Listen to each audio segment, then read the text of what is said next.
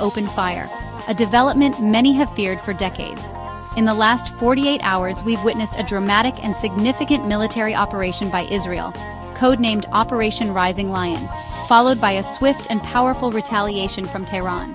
The world is watching, holding its breath as these two regional powers trade blows, and the consequences are already rippling across the globe, impacting lives, economies, and the very stability of the Middle East.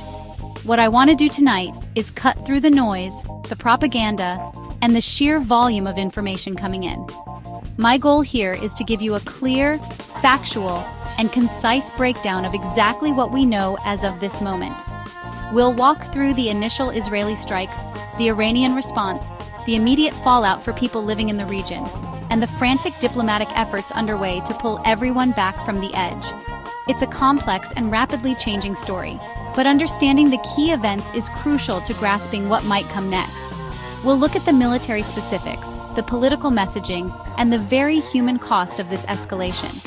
This isn't just about geopolitics, it's about families huddled in shelters, economies grinding to a halt, and the fear of what the next dawn might bring. So, let's get you caught up on the latest, most important updates.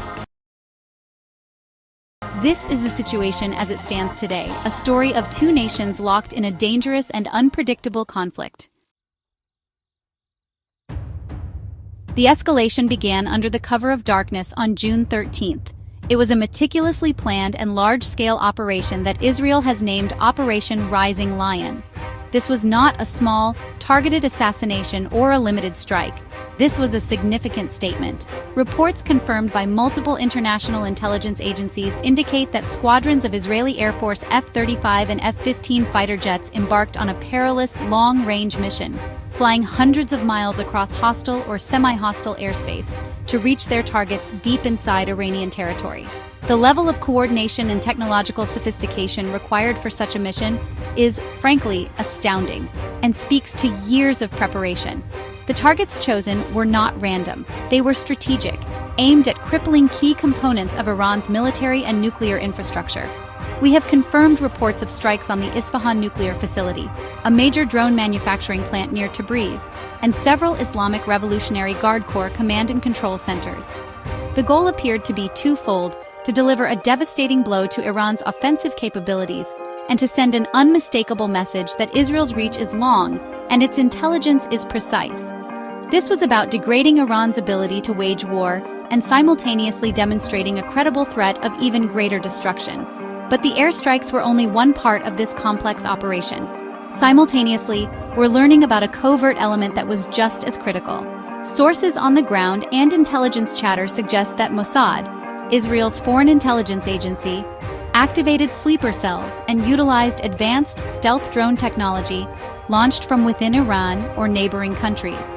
These smaller, harder-to-detect drones were reportedly used for precision targeting, damage assessment, and possibly even electronic warfare to disrupt Iranian air defenses, effectively blinding them as the main wave of fighter jets approached their targets.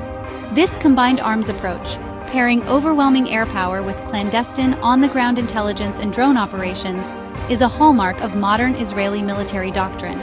It's designed to maximize damage while minimizing the exposure of their own pilots and aircraft.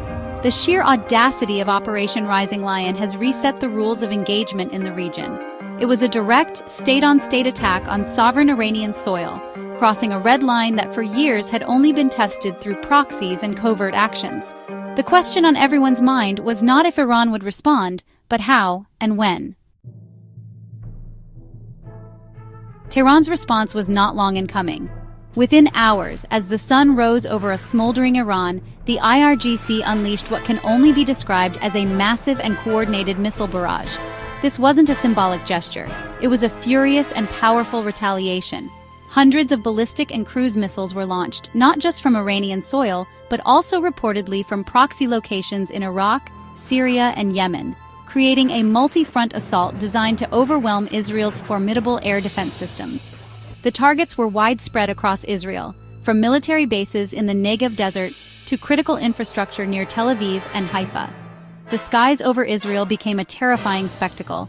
Sirens wailed across the country as the Iron Dome, David's Sling, and Arrow missile defense systems were pushed to their absolute limits. We've all seen the videos flooding social media, streaks of light crisscrossing the night sky, the thunderous booms of interceptions, and the horrifying orange glow of impacts where missiles managed to get through.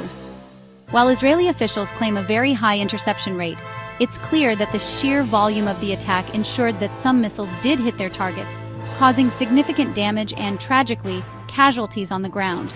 The cycle of violence didn't stop there. As Iran's missiles were still in the air, the Israeli Defense Forces launched their own immediate counterstrikes.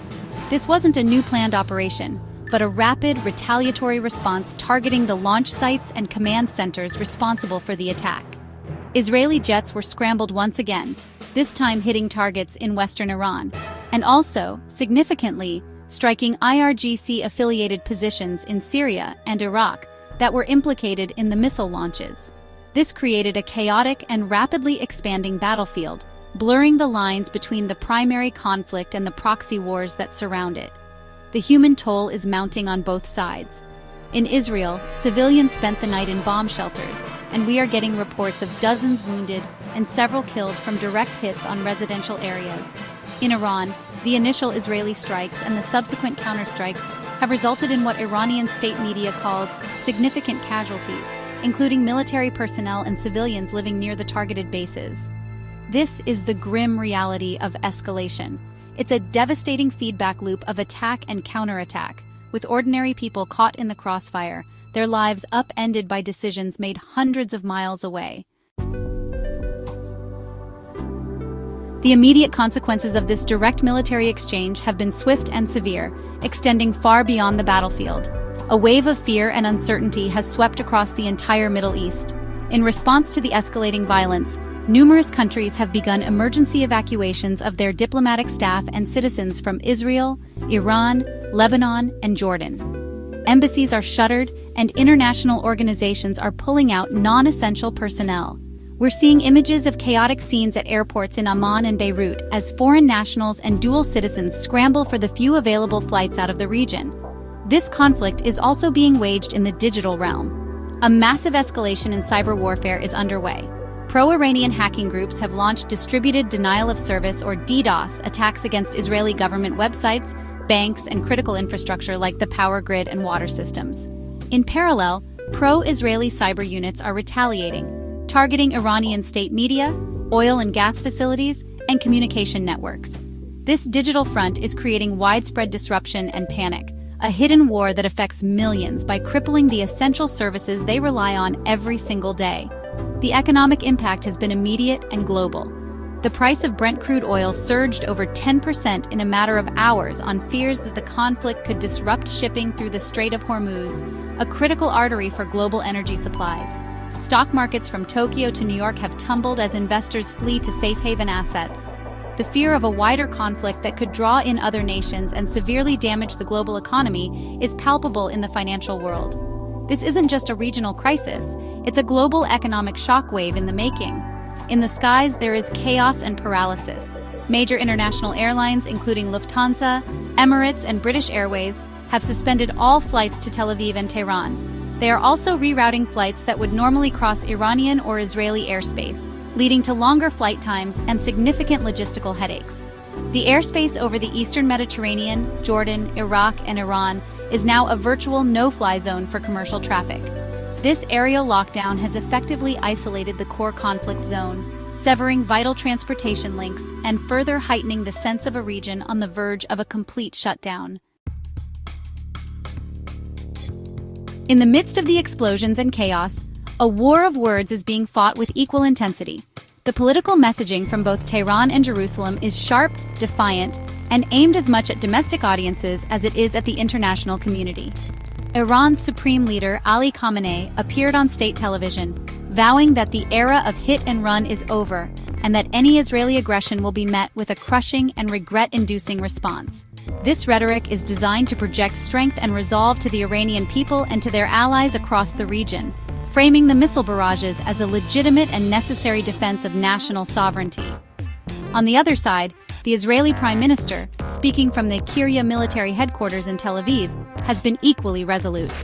He declared that Israel will exact a heavy price from anyone who tries to harm it, and that all options remain on the table. His messaging is clear. Israel will not be deterred and is prepared to escalate further if necessary to guarantee its security. This tough talk is meant to reassure an anxious Israeli public and to signal to Iran and the world that Operation Rising Lion was not a one-off event, but the start of a new, more aggressive posture. The international community is watching this exchange with growing alarm. The United Nations Security Council has convened an emergency session, though it remains paralyzed by the usual geopolitical divisions. The United States has publicly affirmed its ironclad commitment to Israel's security, while simultaneously, through back channels, urging restraint to prevent a wider conflagration that could draw in American forces.